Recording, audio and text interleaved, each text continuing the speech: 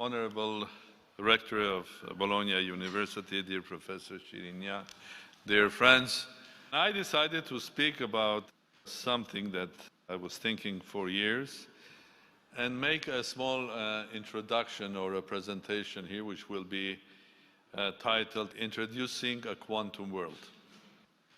Well, this is not a scientific seminar, although if there are physicists or politicians here, I expect they can argue with me.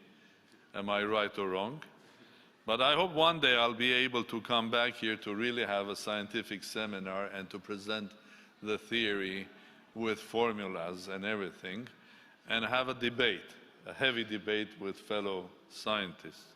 But this is just an introduction, and in fact it's an introduction of a book that we just finished, and this is an introduction of a book that we just finished, and I say we because we wrote together with my son.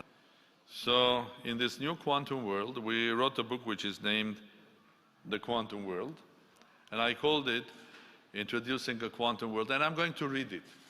I thought maybe because it's connected with this very important event in my life, I should not leave it for free flow of words, but rather write something that I can then leave with you as a small paper, not a scientific one, this one, but I can send you later a scientific one as well. So it's called Introducing a Quantum World. Dear friends, the new world order is taking shape today, but not in the way that we all think. Many geopolitical events are taking place to catalyze the repositioning of the chess pieces on the chessboard of geopolitics today. The US strategic shift to focus on Asia-Pacific, compounded by the gradual decline of their soft power since the consequences of 9/11, the continued uncertainty and indecision of the European Union as it searches for its most efficient structure and geopolitical future, coupled with fragmented values across its member states, Russia's strategy to consolidate and restore its historic influence globally, which it lost after the collapse of the Soviet Union, China's rapid expansion and influence across all corners and industries of the globe. Consequently, the international system, previously dominated by United States for the last 3 decades, is encountering the rise of the so-called middle powers, such as India, Turkey, Iran, Brazil, and others. These changes are provoking largely dormant regional conflicts to spark again and establishing a new era of conflict in trade, cyber technology, and creating more instability in the international rule-based system that was created after the Second World War. And unfortunately, one of these conflicts, one of the recent conflicts with dramatic and tragic consequences, was a conflict between my country and our neighbor Azerbaijan. Yet at the same time, a smaller, quieter, but more dramatic change has been taking place since the beginning of the century. The world has become hyper-connected through the internet and smart devices. Technology is evolving at rapid pace, far beyond any regulation or any state oversight. It's much quicker than any state is managing that. Information has become overabundant to the point where fact and fiction have become purely subjective. And the way that humans are interacting and engaging with each other has become completely new. Our institutions and the state, or the states, have become completely different to the previous century. What does this all mean? This fast-changing political and social landscape is something humans have now not experienced before. It is the harbinger of a new era, an era of quantum politics. How do these two very distinct concepts of politics and quantum theory overlap with each other? To explain where our world and international system is heading today. In the early 2000s, it became clear that the world was not only becoming more globalized and connected, it also becomes more sensitive, whereby small, localized events were gaining increasingly asymmetric outcomes due to the changing ways of how business, politics, social construct were interacting. In some cases, they were merging with each other, business, politics, entertainment. And in other cases, they were merging not only with each other, but they were creating together some new areas, merging also with other fields, such as entertainment and gaming. Well, I think it's not a secret if we look at our current political landscape worldwide, you'll find a lot of politicians that basically are strong entertainers, and they in fact came from entertaining.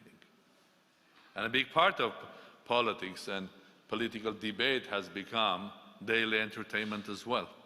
So people are waiting daily episode from a series number 2021. This was because people did not anticipate the nature's quantum power and how it shaped the rapid evolution of technology and how such technologies would come to not only dominate our lives, but also shape how we behave as individuals, as well as groups of individuals or bigger groups like states and others. I began speaking about this phenomena in early 2000s at the World Economic Forum and other platforms as something that I termed then quantum politics, to explain how politics and politicians will no longer behave or be as before, as they have been in the past, and the same will happen not only to them, but also the businesses and other activities of humans. At the beginning of each talk, I would make sure that the audience would understand what the term quantum politics or the term quantum world means.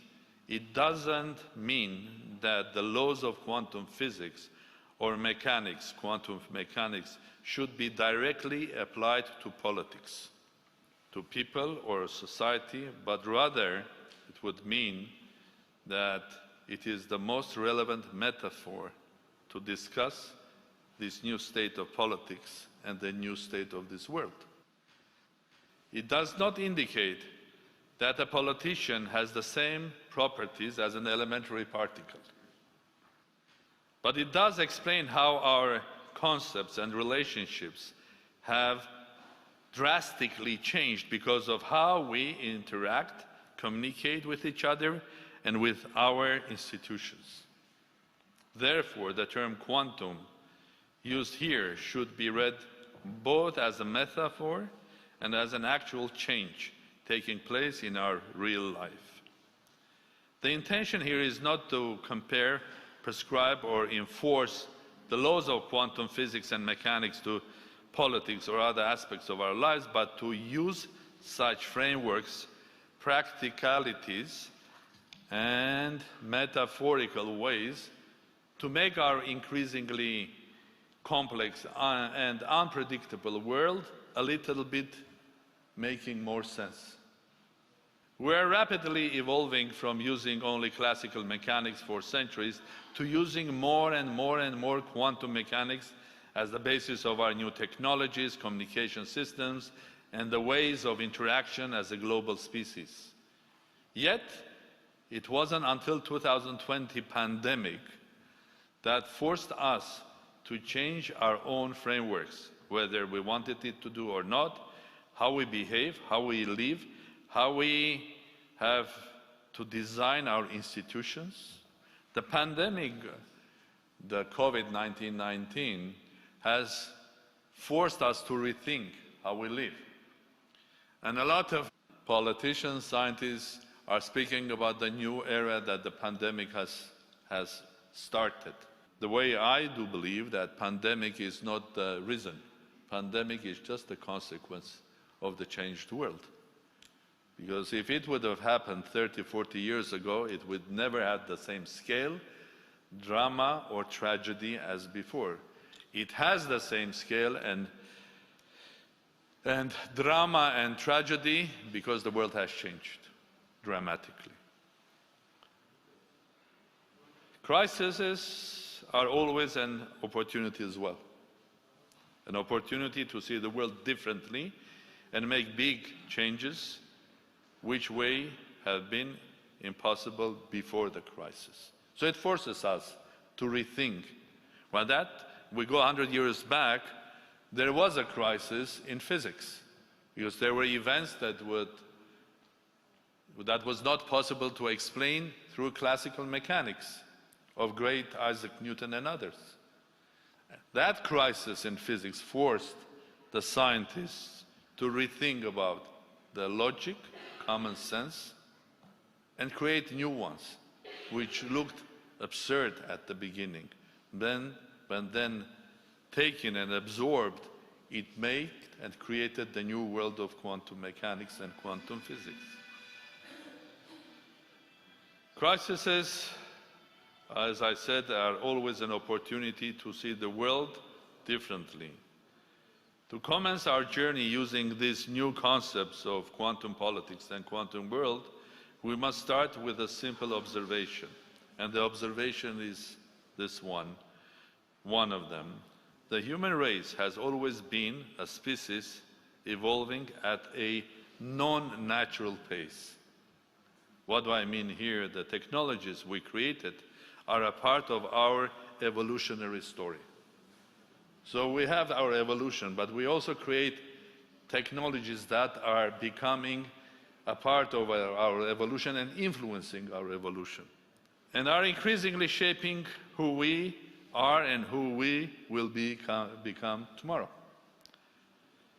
The simple truth, a very unique characteristic of humans, both causes and solves many of the global issues we face today and will do so in the future. So we cannot ignore or take that there are two parallel evolutions. The one is the evolution of technology and the evolution of humans. The technology we create has huge impact on our evolution as well, and the other way around as well. It also begs an important question. Who exactly have we become? How have the things we have created shaped not just our lifestyle, but also our core properties as human race? These qualities are entrenched across many generations through our institutions, traditions, dictating how we learn at universities, how we work, how we govern, and how we treat each other on personal level, on group level, institutional level, national level. In other words, it shapes our education, economy, society, and politics. To explain more than you can imagine at first how we have achieved so much progress in the last 200 years, but also why we feel like we have more problems today than ever before. This is the feeling that a lot of us live with. It has shaped how and what we have learned for generations, how we have interacted from tribes to nations, from nations to states, and as well as how our social priorities have been changing to define what is acceptable and what is not. It also answers many of other questions we are all asking ourselves and each other every day. Why does it feel like we are jumping from one crisis to the next one without moments to breathe? Why do crises relentlessly overlap each other more than ever before? Why does everything seem to be happening at an accelerated pace and at unexpected moments? Why is it so hard to plan anything beyond 1 year in our life or in our business? Why are politicians so unreliable and becoming more extreme or sometimes more populist? And why are we having more division in our societies than ever before, even if the basic needs of our lives have dramatically improved? But we still think that the societies are becoming polarized. The questions have always been more important than the answers, as each answer is the path to a new question. So the most important thing is to ask a question and then think about the answer. Can a better understanding of the world as being quantum help us improve our lives further or solve today's complex problems more effectively? How can we improve ourselves, our institutions, and our perspectives to understand the roots of many problems once and for all? How can we identify these quantum phenomena taking place all around us that are hugely beneficial and multiply them across other aspects of our lives to derive even more benefits? Because we have a lot of benefits from real technology. So we have to understand it better to make it much more effective, larger, deeper.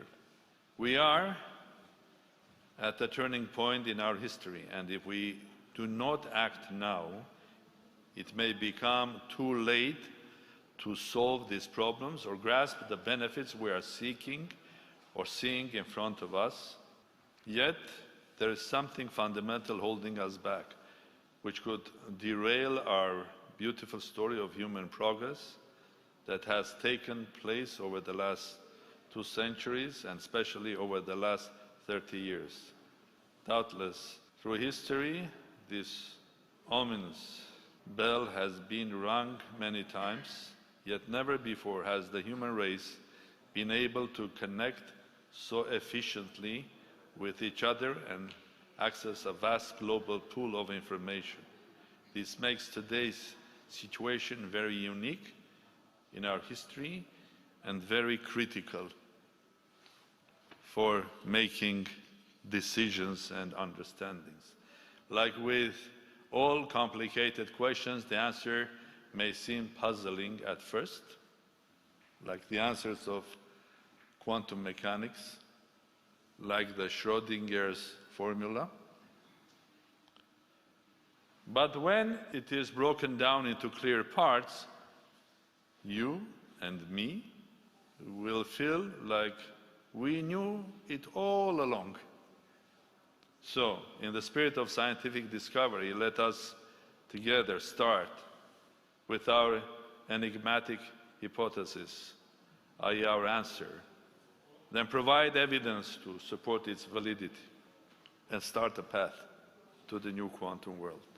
Our increasing progress and problems in social, political, economic spheres, locally and globally, stem from the fact that we are living in a world exponentially influenced by the properties of quantum mechanics technology, whilst our perspectives, institutions, and belief systems are still organized and managed in accordance with classical Newtonian mechanics or classical life. So it's the time of change, the time of questions, and the time of answers. This statement may cause some confusion at first. What does Isaac Newton have to do with the inequality, geopolitics, financial crises of 21st century? Why would quantum mechanics explain why we have more social unrest and increasing populism in the year of 2021? But most importantly, is this divergence something we really need to worry about? The answer is actually far simpler than it first seems and could be explained by simple observations. But that will be a theme of my next lecture. Thank you very much indeed.